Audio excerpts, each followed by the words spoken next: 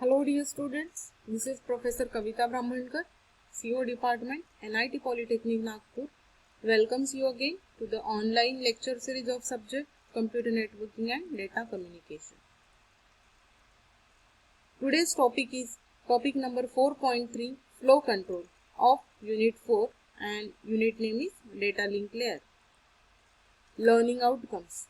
After watching this video, you will be able to define flow control, list mechanisms of flow control and describe sliding window and stop and wait ARQ technique of flow control. Course outcome, those are going to map by this unit is CO4, analyze error detection and correction and flow control of data in the network. Then program outcomes that are going to map are PO1, basic and discipline specific knowledge, PO4, engineering tools, experimentation and testing, PO6, project management, PO7, lifelong learning. Prerequisite to this topic is you should know the functions of data link layer and error control mechanisms of data link layer.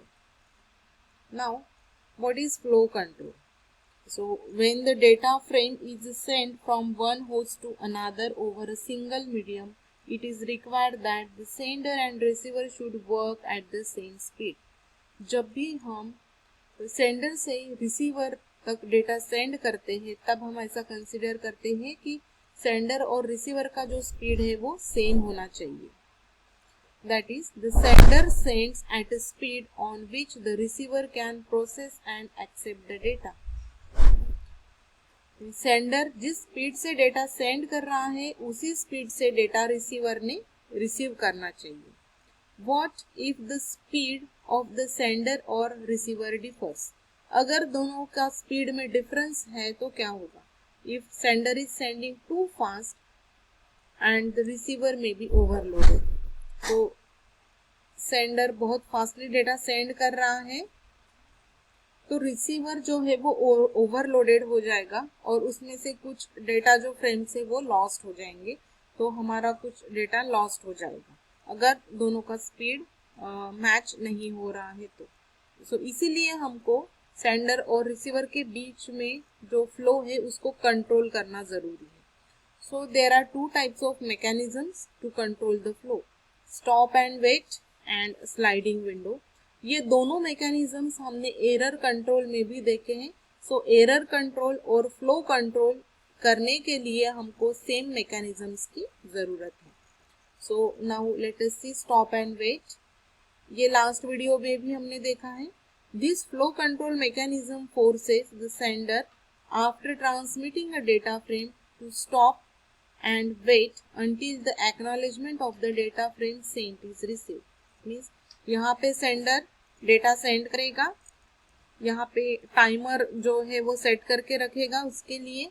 Then within particular time period अगर उसके लिए acknowledgement नहीं मिलता है receiver से तब तक वो वेट करेगा.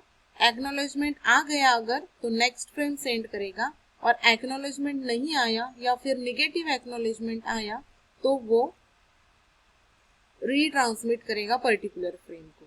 तो this is stop and wait ARQ. तो इसमें sender sending of the frames, ये जो प्रोसेस है सेंडिंग की वो स्टॉप करता है और जब तक एक्नॉलेजमेंट नहीं आता है तब तक वो वेट करते रहता है. इसलिए इसको स्टॉप एंड वेट मैकेनिज्म है वो बोलते हैं. Then next is sliding window. तो स्लाइडिंग विंडो में क्या होगा? It is a technique for sending multiple frames at a time. हम स्टॉप एंड वेट में एक ही frame at a time send करते थे लेकिन स्लाइडिंग विंडो में मल्टीपल फ्रेम्स हम एट ए टाइम सेंड करेंगे. It controls the data packets between two devices where reliable and gradual delivery of data frames is needed. So data के packets को control करेगा and delivery frames की reliable होने वाली है वो उसकी एश्योरिटी देगा. It is also used in TCP, that is Transmission Control Protocol. In this technique, each frame has sent from the sequence number. जो भी frames है वो sequence number में sent होंगे. The sequence number are used to find the missing data in the receiver end. हम multiple frames at a time send कर रहे हैं तो उनका सीक्वेंस भी हमको अरेंज करके रखना ज़रूरी है। तो रिसीवर साइड में सीक्वेंस नंबर काम में आएंगे ताकि रिसीवर को फाइंड आउट करने में थोड़ा इजी जाए कि कौन सा हमारा डेटा का फ्रेम है वो मिस हुआ है। The purpose of the sliding window technique is to avoid duplicate data, so it uses the sequence number. Sequence number का यही पर्पज है कि डेटा का डुप्लीकेशन नहीं होना चाहिए, मीन्स उसको इजीली फाइंड आउट करते आना चाहिए कि कौन सा फ्रेम मिस्ड हुआ है या लॉस्ट हुआ है। सो वही फ्रेम के लिए वो रिट्रांसमिशन की रिक्वेस्ट भेजेगा। So this is all about sliding window protocol. Now we will see diagrammatic representation of it. Sender ने फ्रेम 0 सेंड किया है, रिसीवर को वो रिसीव हुआ है, लेकिन एक्नॉलेजमेंट अभी नहीं मिला है। फ्रेम 0 एंड 1 ये दोनों फ्रेम उसने साथ में भेजे हैं, लेकिन अभी एक्नॉलेजमेंट जो आया है वो एक्नॉलेजमेंट आया है एक ही फ्रेम के लिए आया है, दोनों फ्रेम के लिए आया है, क्योंकि इसने कंबाइन एक्नॉलेजमेंट दिया है। एक्नॉलेजमेंट 2 मीन्स दोनों फ्रेम के लिए एक्नॉलेजमेंट मिला है यहाँ पे।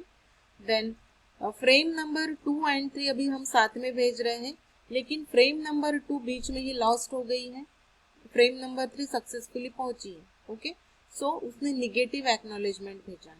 सो अभी फ्रेम एक लॉस्ट हुई है और दूसरी रिसीव हुई है, लेकिन ये जो रिसीवर साइड पे जो विंडो है वो हमको बता रही है कि दोनों भी फ्रेम भेजो।